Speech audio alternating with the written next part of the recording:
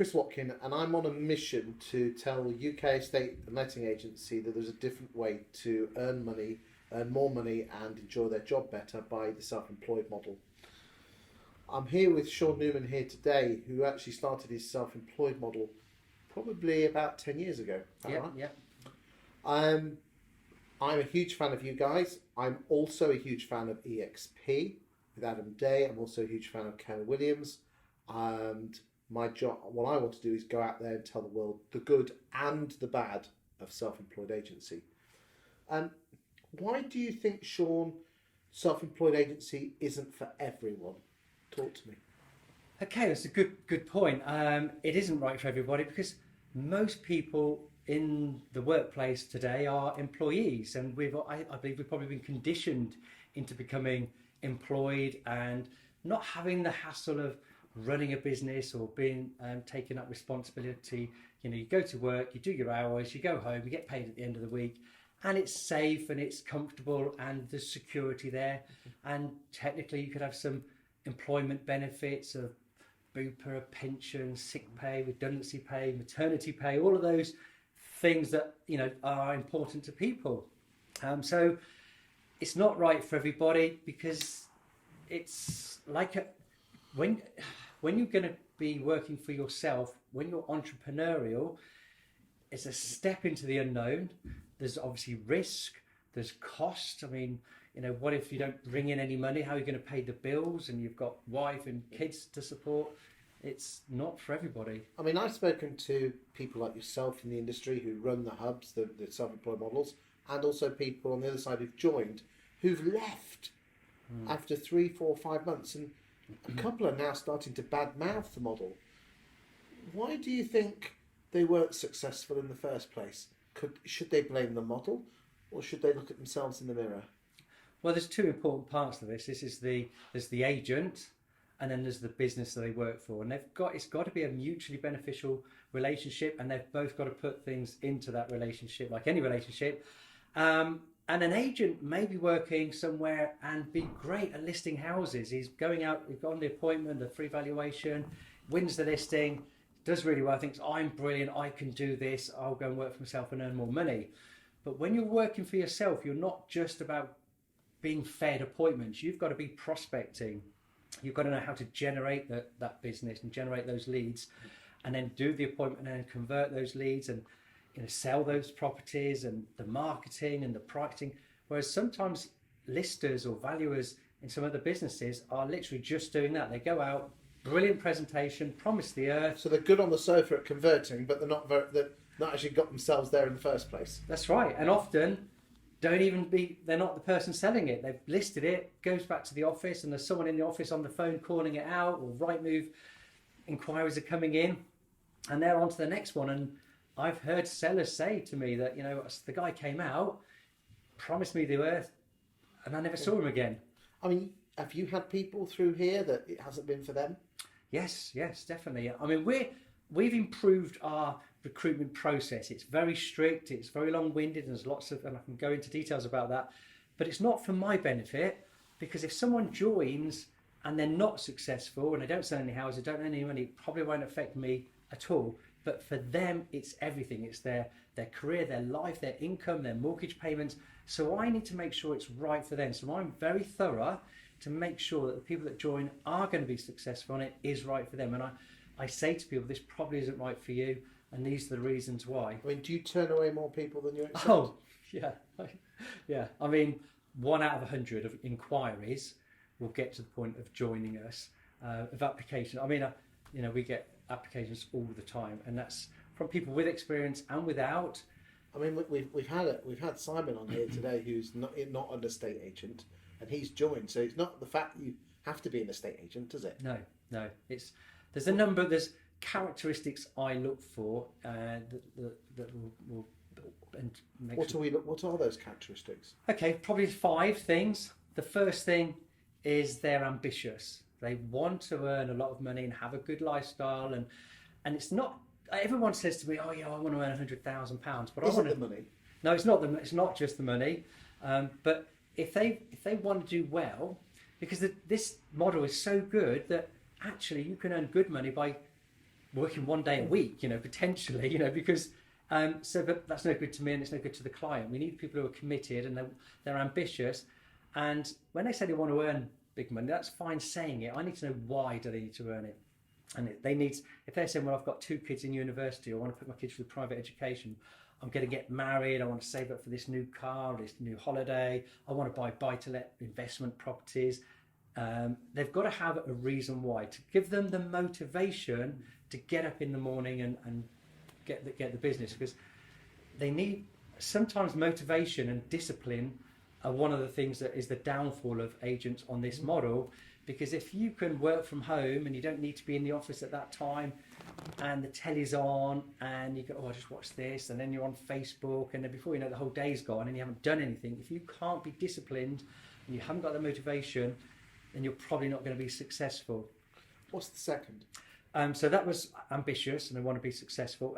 Second one is entrepreneurial. So not everybody wants to be an entrepreneur. So when you are working for yourself or running your own business, there are lots of responsibilities and demands on your time and potentially risk. So if you're adverse to risk, then this isn't for you. There is some risk involved, but obviously the rewards are there as well. So entrepreneurial, so if someone's set up a business before, or they're running another business, or they've always wanted to run their own business, they're the sort of people. So entrepreneurial is the second point.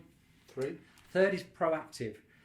There's the biggest problem with a estate agency today is most agents or people who work in estates are reactive. They're waiting for the phone call to come in. They're waiting for someone to walk into the office. They're waiting for the email inquiry. And the economy is changing, the industry is changing, and the way people work, people aren't going into shops to buy stuff. They're going online. They're not going into travel agents. They're not going into estate agents. So you need to be, if they're not coming to you, you need to be going to them. And there's activities you can do, and some of the activities, recording videos, posting them on social media, whether that's leaflet drops and letters, and whether that's being part of the community. But you've got to proactively go out and generate business. And if you're proactive, and so I want to see people give me examples of being proactive and demonstrate it. But sitting in an office and waiting for business to come to you, it's not going to work. It's interesting. Someone who is a similar hub boss somewhere else in the country said that sometimes his office felt like a valueless creche. That they were just sitting around doing nothing. Yeah. Well, I understand that, and that's important. They understand what to do, and they've got the desire to do it. We need to show them how to do it and give them that So sort what's of direction. number 4? Number 4 is they've got to be interested in learning, developing, improving. They've got to be open-minded to new ideas, but they've got to want to, I think you put a post on that I saw that you said that all this information is out there. There's YouTube channels, there's podcasts, there's books, there's so much, there's training courses. I mean, I know Stephen Brown's got a training course coming up, with, I think it's January or February, but anyway, there's all these courses, but most estate agents, I mean, some of them have said to me, my interview process can be weeks long, but some of them have told me they've learned more in that interview process about estate agency and what they should be doing than they have in the last 3 or 4 years wherever they've worked. And I'm talking about content marketing, I'm talking about social media and videos, I'm talking about lots of different things that how the industry's changed and how they need to change, and recommendations on following Paul Long and Facebook ads for estate agents. They need to be experts in Facebook marketing and videos and content marketing, all these things. Got to watch the thing, but then they've got to implement it. They've got to implement it. So that's coming back to being proactive, but they've got to want to learn. So I set homework. There's a number of things, homework that I set them. I give them, trainers. I said, well, here's Tom Panos, here's Josh Regan, here's David Knox, or various different trainers. And I say, I want you to come back to me and tell me what you've learned from those trainers. And they come back to me, and one person came back to me and said, well, I've learned something about Tom Panos. I've learned he's Australian. And I went, yeah, what else? And that was it. And some of them listen and learn stuff just to come to an interview to tell me what they've learned. And I'm saying, look, let's be clear. You're not doing this for my benefit. You're doing it for your benefit. You can't understand the importance of your learning, and you want to learn whether you join me or not. This will help you in your estate agency career. And then I'll say, recommend podcasts for them to listen to, books to read. I do role play with them. So there's a whole load of stuff, and people, I mean, that's just a little bit of it. I'll quickly touch on a couple of other things. I'll email them some questions, because a lot of our inquiries by email, so I want to see how quickly do they respond, what's their grammar like, and obviously the answers to the questions. Then I'll also ask them to answer some other questions with a video, because most of these people haven't done videos, or if they have, I want to see, what are they like in front of the camera? And so most of them haven't done it. They're really scared. But it's part of the interview process. If people say to me, I don't want to do videos, I don't like videos, you're not going to get a job here. You're not going to be successful in the estate agency today without doing videos. And obviously I check them, all their social media platforms, if they're not on LinkedIn. And I mean, I saw someone's YouTube channel the other day, and it was him at school saying some funny things, but the clients are going to be searching you on social media, and if they're seeing stuff that's silly, or they're going to judge you on that. So you need to be on those social media platforms, and that's one of the things we do. But what's the fifth and final thing? Okay, the fifth is final thing is that they must understand the importance of, and these are three different things, so I'm merging it into one: content marketing, video, and social media. So just marketing, really. You could say marketing, yeah. But they, when I say what's your understanding of content marketing, someone might say, well, it's videos and social media. Well, no, it's not. And I send them your video of the explanation, definition, so that, I spoke to someone yesterday who'd had your video, and I said, so what is your definition of content marketing? I don't know. Well, you need to go and watch that video again and then come back to me. But they need to understand the important. I don't mind if they don't know how to do social media marketing. I don't care if they don't know how to do editing and create videos, and as long as they're interested in learning. If they're interested in learning, I can teach them and I can show them, but they've got to want to do it and understand the importance of it, obviously, because if they don't agree with it, I've had people say, I don't believe in social media, I don't like Facebook. I don't care if you don't like it. I don't care if you're not on it personally, but you've got to have a business page, and you've got to understand the importance of every business having a Facebook page and how to create adverts and target audiences. So it's not for everyone, and as long as you can follow those 5 criteria, there's a chance of joining you lot. Yeah, there's other things. I mean, obviously they've got to be people person. They've got to have that, Aren't you looking for unicorns? No. I mean, they're short supply. A lot of it's just people aren't aware of what they should be doing. Estate agents are sitting in an office, answering the phone. Sometimes they think their job is to put a deal together. I've got a buyer, I've got a seller, I've got to convince that seller to accept the offer.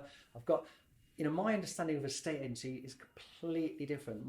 It's not to sell houses. Anyone can sell a house. That's easy.